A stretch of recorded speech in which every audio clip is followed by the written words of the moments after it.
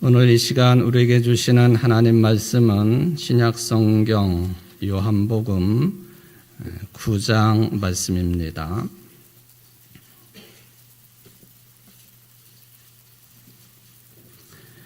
요한복음 9장 35절부터 41절까지 말씀을 봉독해 드리겠습니다. 예수께서 그들이 그 사람을 쫓아냈다 하는 말을 들으셨더니 그를 만나사 이르시되 네가 인자를 믿느냐? 대답하여 이르되 주여 그가 누구시오니이까? 내가 믿고자 하나이다. 예수께서 이르시되 네가 그를 보았거니와 지금 너와 말하는 자가 그이니라. 이르되 주여 내가 믿나이다 하고 절하는지라.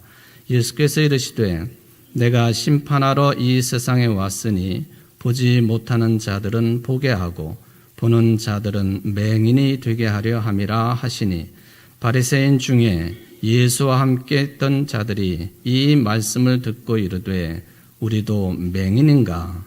예수께서 이르시되 너희가 맹인이 되었더라면 죄가 없으려니와 본다고 하니 너희 죄가 그대로 있느니라. 아멘. 이는 하나님의 말씀입니다. 하나님께 감사합니다. 오늘 휘중석이 좀 어둡게 보이기는 합니다만은 제 느낌은 여러분들이 화면을 보시고 예배를 드리시니까 교동문을 교독하실 때 목소리가 더 커지신 것 같아요. 제 느낌입니다. 이것은. 우리가 현대 문명의기를 사용하는 것이 좋기도 하지만 우리 기본적인 신앙의 삶에 있어서 문명의기가 없어도 사실은 얼마든지 신앙생활을 더 깊게 풍요롭게 할 수 있는 그런 것도 있다. 이 점을 깊이 확인하면서 은혜의 말씀 되시기를 주의 이름으로 축원을 드립니다. 최근에 우리나라에 특히 한 40대 이후 되는 그런 남성들이 주로 그렇다고 보여지는데 아르투어 쇼펜하우어라고 하는 철학자의 글이 매우 많이 읽혀지고 있다고 하는 통계 수치가 나와 있습니다. 쇼펜하우어 이 분은 본인 자신이 그런 타이틀을 붙인 것은 아니겠지만 사람들이 쇼펜하우어에게는 염세주의 철학자다 그런 별명을 붙여놓았습니다. 염세라고 하는 말, 세상을 또는 인간을 매우 비관적으로 보는 입장이죠. 특히 인생의 삶 자체가 고통스러운 것이다. 쉽게 표현하면은 그렇게 정리를 해볼 수가 있겠습니다. 그래서 염세주의를 비관주의라고도 이야기하지요. 세상이라고 하는 것은 또 인생 삶 자체는 매우 불합리하기 때문에 이게 슬픔으로 고통으로 가득 찬 것이고 삶이다. 행복이든지 기쁨이든지 희열이든지 이게 잠시 있는 것처럼 보이지만은 그것도 덧없는 것이다. 이게 구약 성경의 전도서를 읽는 것처럼 그런 느낌이 염세주의 철학자, 특히 쇼펜하우어의 글을 읽다가 보면은 많이 가지게 됩니다. 물론 이제 염세주의 철학자라고 하는 별칭이 붙어 있기는 하지만 그래서 허무주의 또 부정적인 그런 사상으로 이분의 글이 인식되는 것도 사실이지만은요. 한편으로 보면은 이 모든 것의 본질에 대한 깊은 통찰을 제공하지 않겠습니까? 그래서 역사적으로 보면은 많은 철학자 또 작가, 예술가들 이런 사람들에게 이런 사상적인 흐름은 좋은 글, 좋은 예술 작품, 어떤 영감의 뿌리가 되고 있는 것도 사실이 되겠습니다. 물론 이제 쇼펜하우어라고 하는 사람의 철학 사상은요, 많은 사람들이 그렇게 평가를 하지만 이 동양적인 철학과 맥이 비슷하다. 특별히 인도의 힌두교 사상하고도 맥을 같이 한다 하는 그런 평을 받고 있기도 합니다. 제가 쉽게 말하면은 이 쇼펜하우어의 글을 가르침으로 받는다고 한다면 요즘 뭐 개그맨들이나 또 뭐 연예인들 중에 보면은 막 이렇게 소리를 높이 치고 호통을 치는 사람들 있잖아요. 그 여러분들이 이제 머릿속에 떠오르는 사람들이 있겠는데 이 뭐 규 같은 사람들 또 박 뭐 이런 사람들 막 소리를 지르고 막 야단을 치고 호통을 치잖아요. 쇼펜하우어의 글을 읽어보면 그런 느낌을 받기도 합니다. 그가 말하기를요, 삶은 고통이다. 인간은 누구나 고통받다 병들고 늙어서 죽는다. 그러니까 모든 희망을 버려라. 마치 말기암 환자를 향해 가지고 당신은 앞으로 일주일밖에는 못 살아요. 석 달밖에는 못 살아요. 앞으로 살 날을 알려주는 의사처럼 이게 쇼펜하우어의 말이나 글들이 뭐 그런 종류랑 비슷하다라고 생각이 되어지기도 합니다.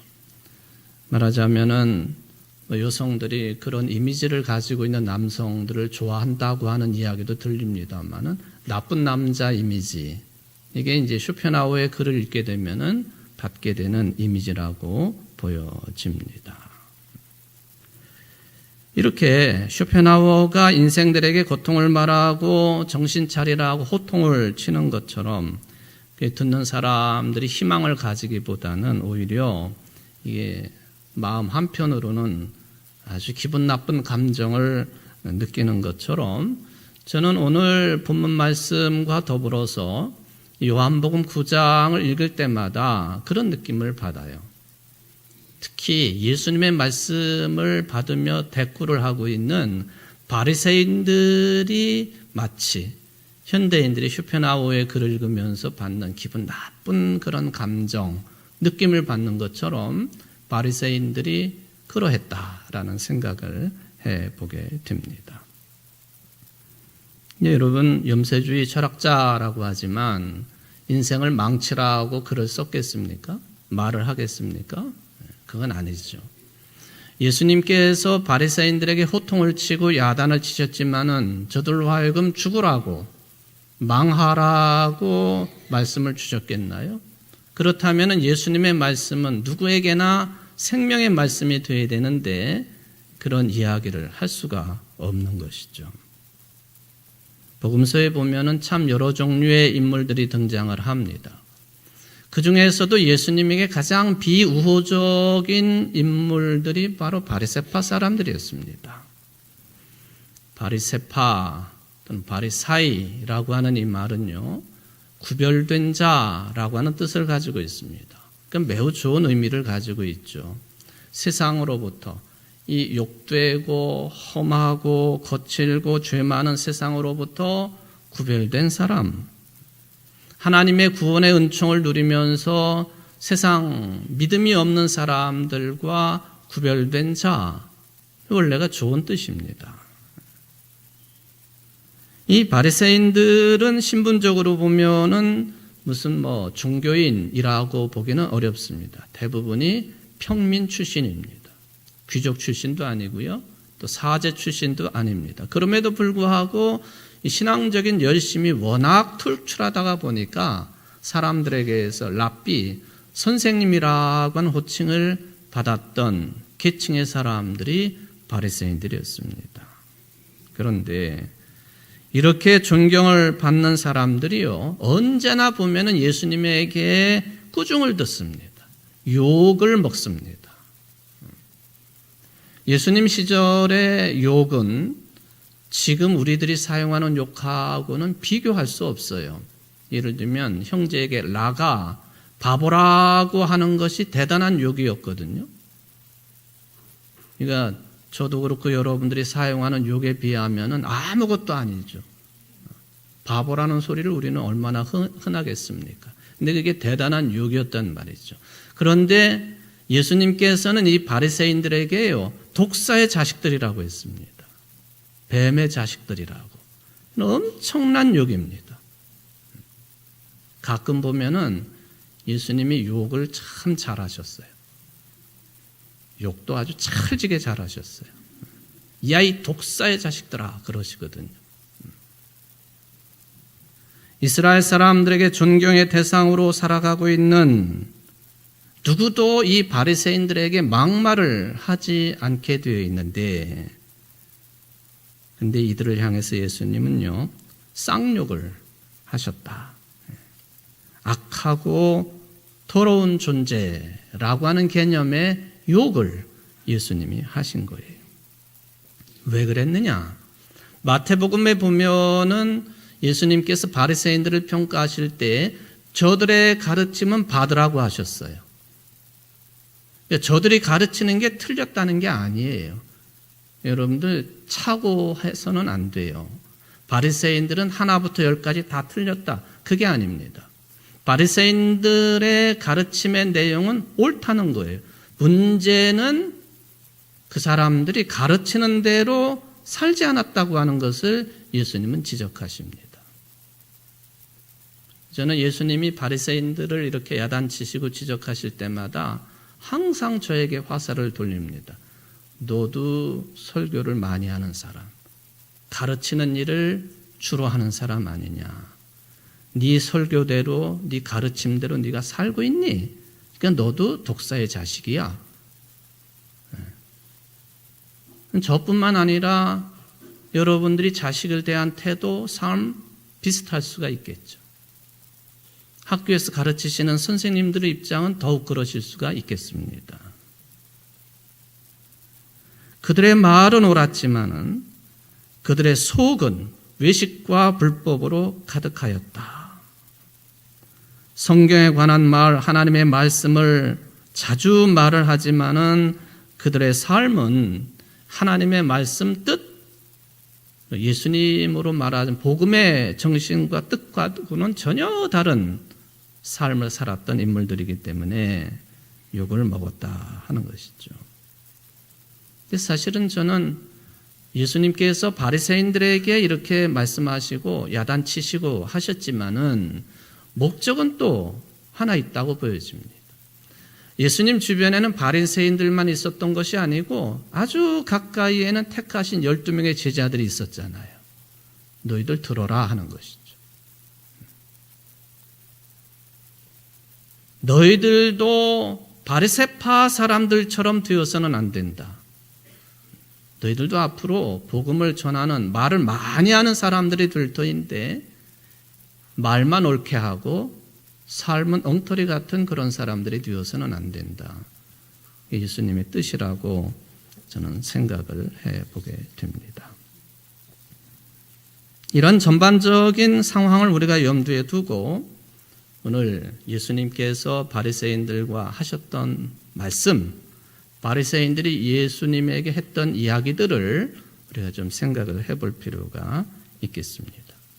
오늘 본문 말씀은 요한복음 9장인데 9장 1절부터 보면은 태어날 때부터 장님인 사람에 관한 이야기가 전체 채워져 있습니다. 예수님이 그 사람을 고쳐주셨어요. 여기에 대해서 바리새인들이 아주 극렬한 반응을 보였고 그리고 그 극렬한 반응에 대해서 예수님이 또 반응을 보이신 내용, 이게 이제 전체적인 흐름입니다.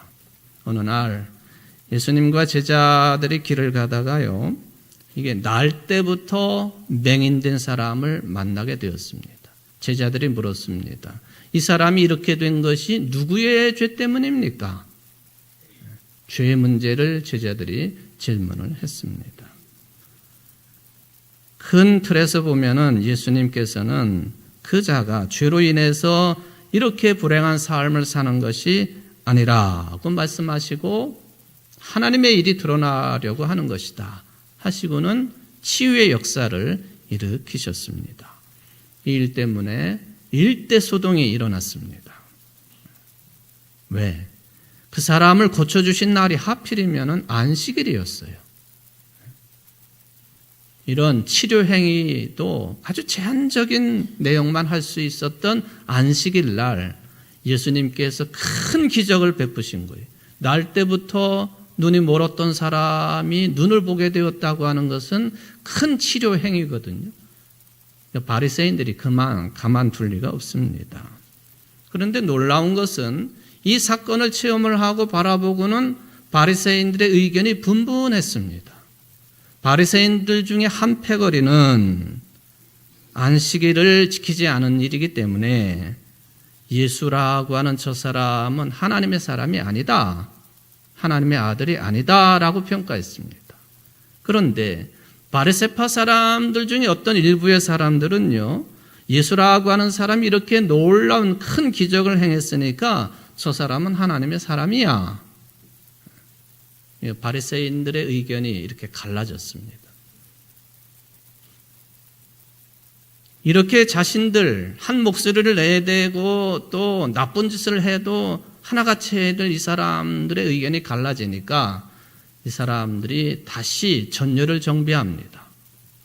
그리고는 나쁜 일에 한 마음을 이루어서 말을 하기 시작을 하는데, 이제는 예수님을 상대하지 아니하고 이 눈이 제대로 나았게 된 이 환자였던 사람하고 그 부모들에게 초점을 돌렸습니다. 비난의 화살을 거기다 돌리고 압박을 하고 비난을 하고 협박을 합니다. 예수님을 부정하라고. 심지어는 바리새파 사람들이 이 일을 위해서 자신들의 민족의 지도자인 모세까지 끌어들였습니다.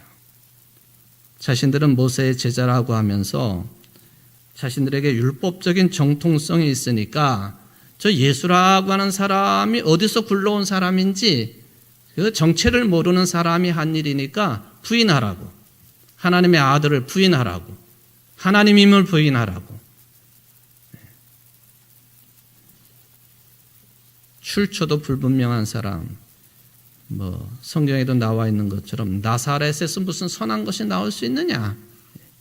그러니까 저 사람을 부인하라고 부추깁니다.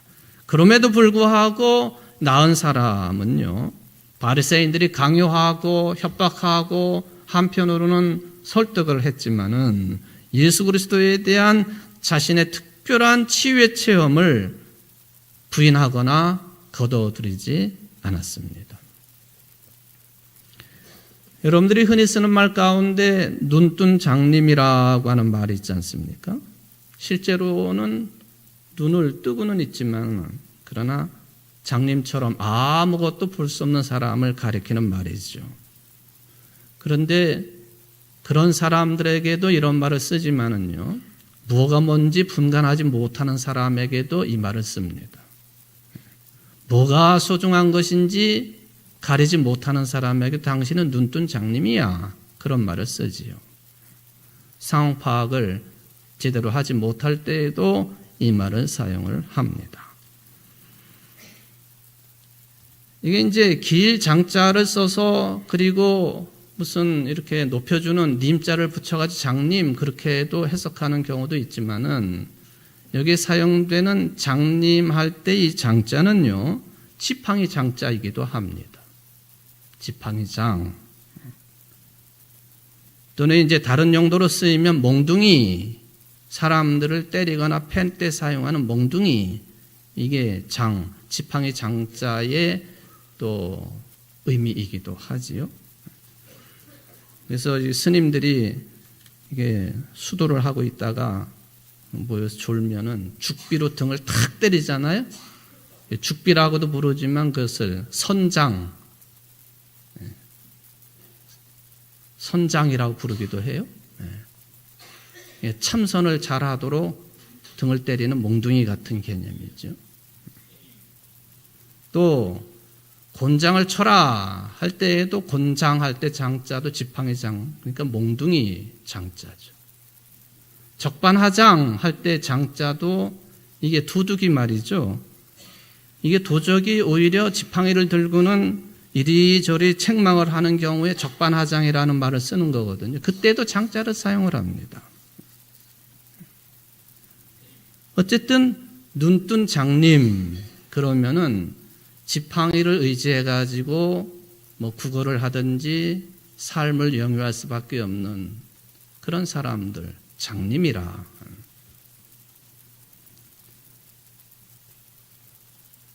이 장님을 예수님이 낫게 해주셨습니다. 그리고는 바리새인들에게 심한 책망을 받고 공격을 받고 위협을 받았습니다. 나중에 오늘 본문이 그런 내용입니다만은 예수님께서 이 사람을 다시 만나셨어요. 오늘 본문 35절 이하의 내용들입니다. 그리고 물으셨습니다. 네가 인자를 믿느냐? 다른 번역본에 보면은 네가 하나님의 아들을 믿느냐? 이 사람이 내가 믿기를 원한다고 대답을 합니다. 그리고는 예수님께서 지금 너와 말하고 있는 자가 그다. 주님 저는 믿습니다. 고백을 하지요. 이 고백을 들으시고 예수님이 39절에 말씀을 하셨는데 39절 내용은요. 초기 기독교 시절에 아주 기본이 되는 신앙 고백이었습니다. 내가 심판하러 이 세상에 왔으니 보지 못하는 자들은 보게 하고 보는 자들은 맹인이 되게 하려 함이라. 두 종류의 인간이 나오잖아요. 보지 못하는 사람하고 보는 사람입니다. 여기 보지 못하는 사람은 선천적이든 후천적이든 시각적인 장애를 가지고 못 보는 사람이에요. 그런데 보는 사람은 실제로 눈에 문제가 없는 바리새인이죠. 저는 그런 질문을 해봐요. 그렇다면 시각장애인은 보게 하시고 바리새인은 못 보게 하는 것, 그게 예수님의 복음의 뜻인가? 둘 다 보게 하는 것이 예수님의 뜻이지요. 못 보게 한다, 보는 자들로 하여금 못 보게 한다 하는 말씀을 하시니까 바리새인들이 발끈 일어났습니다. 그래, 우리도 맹인이라는 말이냐? 스스로 찔린 거지 않습니까? 보는 자들로 하여금 못 보게 한다 하니까 우리가 맹인이라는 말이냐? 장님이라는 말이냐? 하고 따져 묻습니다. 이 모습을 보면은 요한복음 3장에 나오고 있는 니고데모라고 하는 사람이 생각이 나요. 거듭나지 않으면 하나님 나라를 볼 수 없다. 예수님이 말씀하시니까 내가 어떻게 다 커가지고는 어머니 뱃속에 다시 들어갔다 나올 수 있겠느냐 하고 반문을 하지요. 예수님의 이 영혼을 살리는 영적인 말씀을 몸으로 받아들인 거예요. 몸뚱아리로만 받아들인 거죠. 그러니까 니고데모는 그래서 시험에 들었다 보는 것이죠. 여러분들 하나님의 말씀을 영적인 말씀, 나를 살리시는 말씀을 언제나 들으시기를 바랍니다. 이게 안 되고 그냥 나를 찌르는 말씀, 나를 치는 말씀, 어떤 육체적인 관점에서만 받게 되면 그게 바로 시험에 드는 거예요. 우리 교인들은 성숙해가지고 제가 이렇게 그냥 개떡같이 설교를 해도 시험에 드는 분은 없으리라고, 지금까지도 없었지만 앞으로도 없으리라고 저는 생각해요. 제 설교가 굉장히 어렵다고도 자꾸 그러시는데 집중하십시오. 처음부터 끝까지 집중하십시오. 그러면 은혜의 말씀, 생명의 말씀, 여러분들의 영혼이 살리는 말씀이 될 줄 믿습니다. 설교를 듣는 태도 중요하지요. 그러자 예수님께서 41절 대답을 하시는데 39절보다도 더 노골적인 표현이에요. 너희가 맹인이 되었더라면 죄가 없으려니와 본다고 하니까 너희 죄가 그대로 있느니라. 세 번역을 보면은 너희가 눈이 먼 사람들이라면 도리어 죄가 없을 것이다. 그러나 너희가 지금 본다고 말하니 너희의 죄가 그대로 남아있다.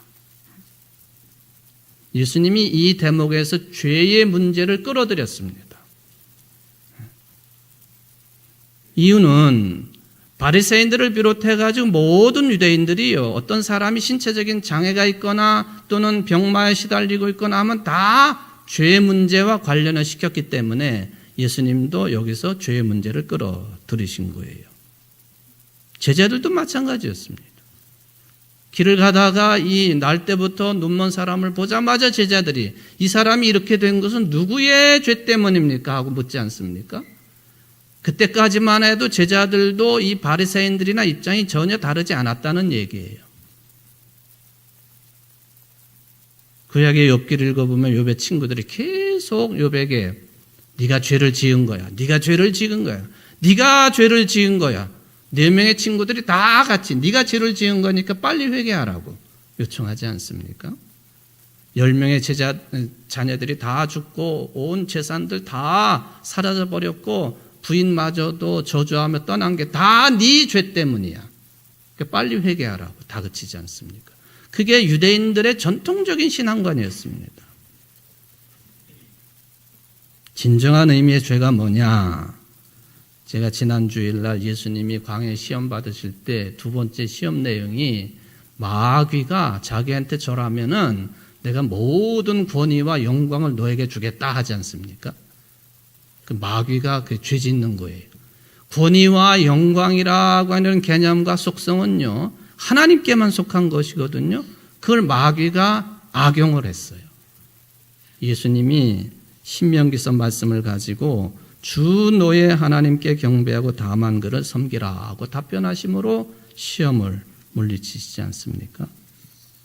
바리새인들은요, 율법을 가지고 자기도 지키지 못하면서 지키지 못하는 사람들을 계속해서 죄인으로 만들어냈습니다.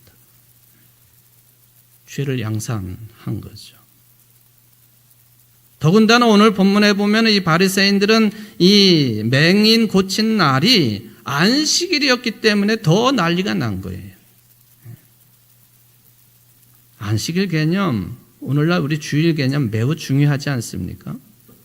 이것을 거룩하게 지키라고 하는 말, 하나님의 창조, 하나님의 생명, 해방, 자유정신을 개인이나 사회적인 삶의 중심으로 삼아야 된다고 하는 뜻이 들어 있습니다. 문제는 이 안식일 전통 제도가 바리새파 전통에서 절대적인 규범으로 작동한 게 문제였습니다.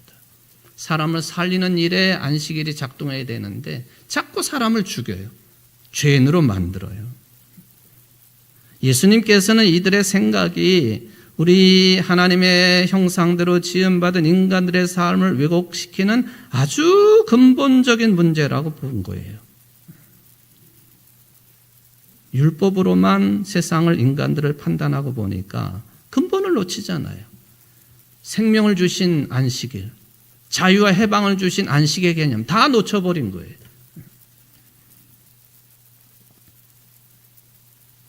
한국의 교회, 특별히 말씀을 전하는 지도자들 똑같아요.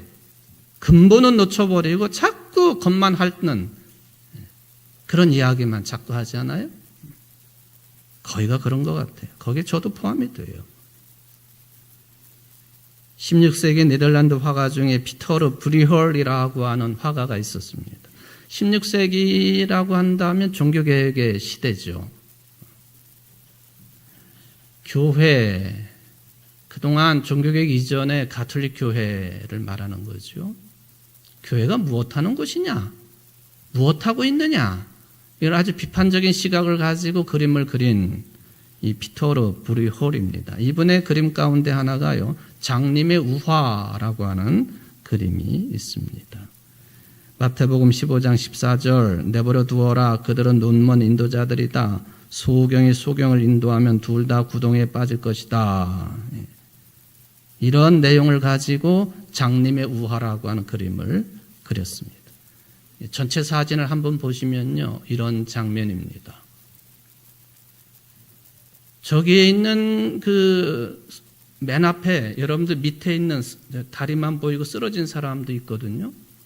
6명인데 전부 다 장님이에요, 장님. 장님이 장님을 인도하는. 교회가 장님이면서 사람들을 인도한다. 그거를 비판하는 내용이죠. 근데 의사들 전문가들이 이 6명의 장님들이 왜 장님이 되었을까 하는 것을 전문적인 식견을 가지고 평가를 해놓은 게 있습니다. 첫 번째 사람은 넘어졌기 때문에 눈이 안 보여. 그러니까 저 사람이 왜 장님이 됐는지 몰라. 근데 두 번째 사람부터는 왜 장님이 되었는지 의사들이 전문가들이 판단을 합니다. 이게 넘어지면서 첫 번째 장님이 넘어지니까 당연히 넘어지지요. 얼굴을 위쪽으로 향했어요. 넘어지는 걸 피하기 위함이기도 하지만 이게 알레고리칸 해석을 하면, 영적인 해석을 하면은 장님들은 어떤 상황이 벌어지면 다 위를 쳐다보게 돼 있다고 그래요. 소리를 들어야 되고 빛을 어쨌든 느껴야 되니까. 근데 이 두 번째 장님은 눈이 뽑힌 것으로 파악을 합니다. 어떤 이유에서인지 모르지만 눈이 뽑혔어요. 그다음에 세 번째 소경 역시 얼굴을 하늘로 향하고 두 번째 소경의 지팡이를 잡고 있어요. 당연히 앞에 있는 사람이 넘어지면 같이 넘어지지요. 근데 의사들이 말하기를 이 세 번째 사람의 눈은 각막 백반 현상으로 인해서 눈이 멀었다라고 평가를 합니다. 네 번째 소경, 안구 수축을 앓는 눈이라고 의사들이 추측을 합니다. 다섯 번째 소경, 빛을 인식하지 못하는 증상이라고 합니다. 여섯 번째 소경, 마지막 사람 맨 뒤에 있는 사람이죠. 수포창의 증사로 봅니다. 그러니까 면역력이 결핍이 되어서 피부가 문드러지고 수포가 생기는 병이다. 모두 다 눈먼 사람밖에 없어요. 그리고는 전체 그림을 다시 한번 보겠습니다만 오른쪽 위쪽에 보면은 뾰족한 첨답을 가지고 있는 교회가 있어요.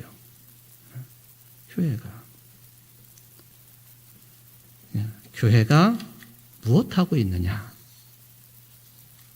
교회가 무엇하고 있느냐? 6명의 장님뿐만 아니라 괴로워하고 힘들어하고 있는 인생들에 대해서 교회가 무엇하고 있느냐? 관심이 없어요. 그런데 알지 못하기 때문에 관심을 갖지 못하는 게 아니라 안다고 해도 나서가지고 저들을 구원해 줄 마음이 없는 것. 이게 브리헐이라고 하는 사람이 16세기에 종교개혁 시대 때에 이런 그림을 통해서 교회가 못하고 있느냐. 그를 이야기하죠. 무관심한 교회. 16세기에만 이런 화두가 던져지는 것이 아니라 오늘 바리새인들 또 이런 신앙관을 가지고는 우리 모두에게도 던져지고 있는 화두입니다. 반면에 눈이 고쳐진 사람은요, 바리새인들은 율법 중심으로 도그마로만 예수님을 판단을 했지만은 눈이 고쳐진 이 시각장애했던 사람은요, 자기 앞에 나타난 하나님의 구원 사건, 자기 앞에 드러난 하나님의 구원의 사건을 그대로 직관을 합니다. 그러니까 예수님이 말씀하신 거예요. 누가 맹인이냐? 그리고 누가 죄인이냐?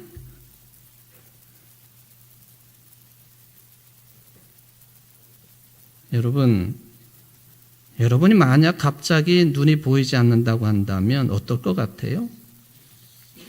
저는 지금도 밤에 잠잘 때 찬송도 듣기도 하지만은 제가 좋아하는 정통 클래식 가수는 아니겠지만 안드레아 보첼리라고 하는 사람의 음악을 계속 틀어놓고 자요.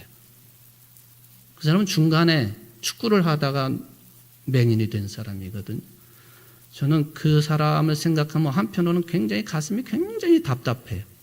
근데도 그걸 극복하고 저렇게 큰 위대한 찬양곡을 많이 부르는 사람이 되었다고 하는데 위로를 받지요.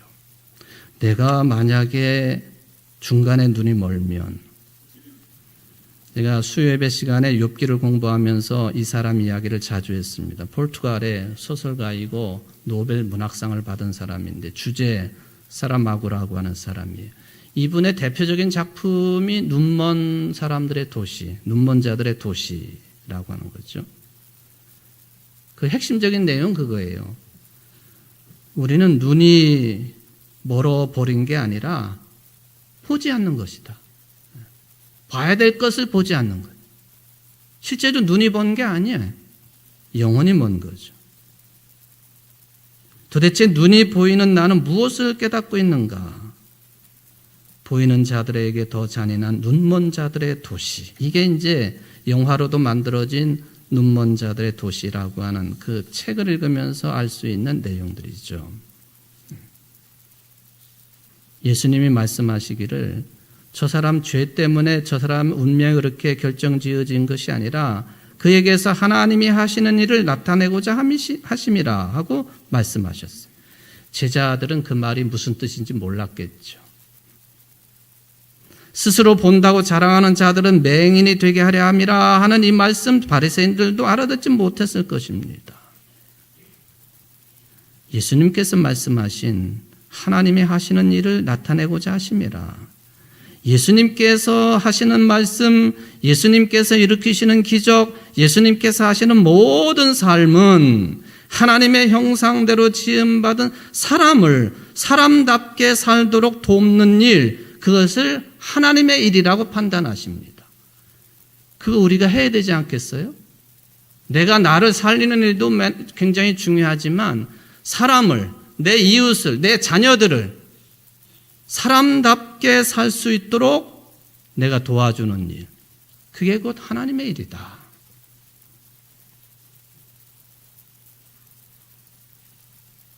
누가복음 6장 37절 이하에 보면은 눈먼 사람이 눈먼 사람을 인도할 수 있느냐? 둘이 다 구덩이에 빠지지 않겠느냐?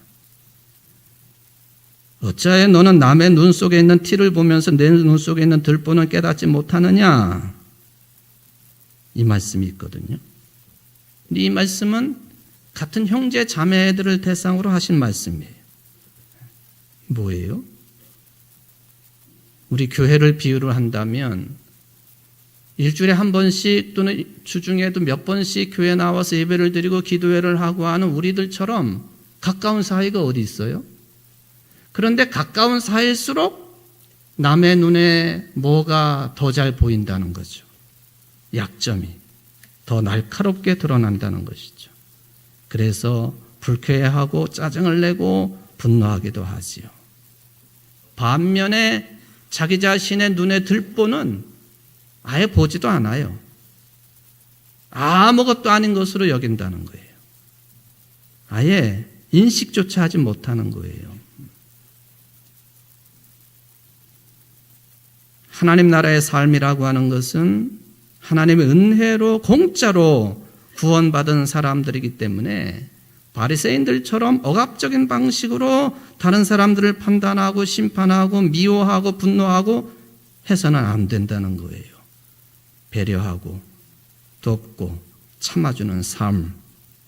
오히려 내 눈 속에 들보를 깨닫고 그 들보를 드러낼 준비가 되어 있는 삶이 하늘나라의 삶이다.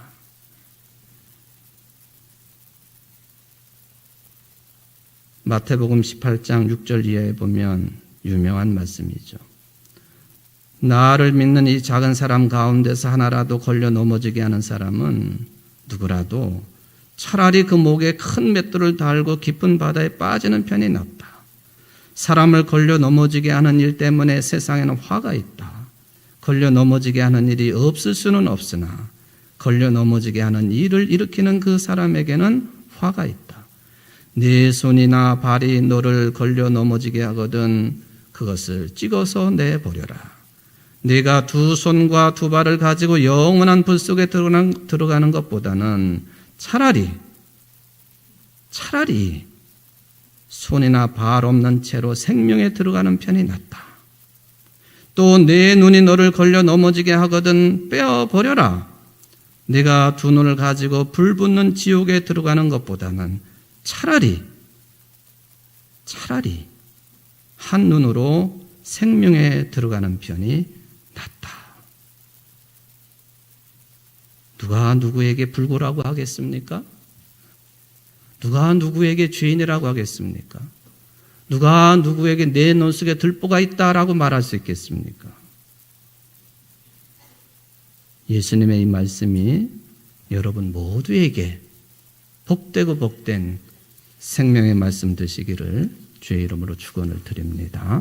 자비로우신 하나님 아버지, 우리는 눈을 뜨고 모든 사물을 잘 판단하는 것 같지만 예수님 말씀에 비추어 보니까 눈뜬 장님 아니었습니까? 주님 용서하여 주옵소서.